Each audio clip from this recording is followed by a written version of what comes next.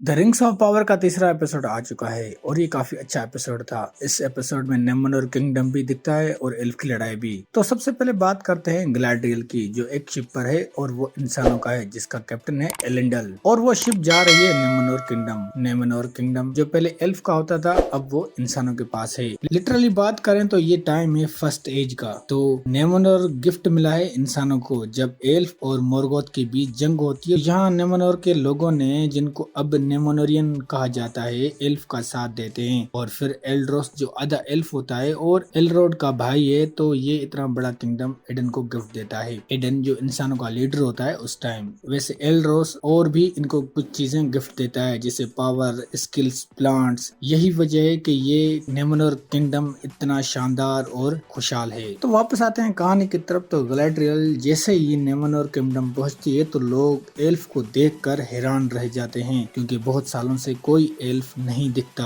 पर यहाँ के लोग अब साउथ की तरफ नहीं जाते, ना ही वहाँ से कोई आता है, और एल्फ तो बिल्कुल आते जाते नहीं है। तो ग्लैड्रियल रिक्वेस्ट करती है क्वीन रीजेंट मेरिल को कि वो एक हादसे से यहाँ आ गई है। तो ग्लैड्रियल क्वीन से शिप मांगती है, पर क्वीन उसे कोई शिप नहीं देती। तो क्वीन यहाँ ग्लैड्रियल को कहती है कि तुम यहाँ रह सकती हो एज अ गेस्ट। एलेंडल ग्लैड्रियल को एक लाइब्रेरी में ले जाता है, जो ग्लैड्रियल के दोस्त एलरोड बनाता है। और ग्लैड्रियल को वहीं पता चलता है कि जो सारोन का निशान है वो एक नक्शा है, और वो भी एक प्लान के साथ बना हुआ है कि किस तरह मिडिल अर्थ पर कब्जा करना है। और ग्लैड्रियल के साथ जो इंसान होता है हेलबर्न, वो असल में साउथ में अपने लोगों का किंग होता है। वो यहाँ पर भागकर आया है। तो अब बात करते हैं हार्फुट की। तो वो अब दूसरी जगह जा रहे हैं, क्योंकि टूटा हुआ तारा गिरने की वजह से वो अब यहाँ नहीं रहना चाहते। और स्ट्रेंज जादूगर भी सबके सामने आ जाता है, जिसकी वजह से नूरी की फैमिली को सजा मिलती है सबसे पीछे रहने की।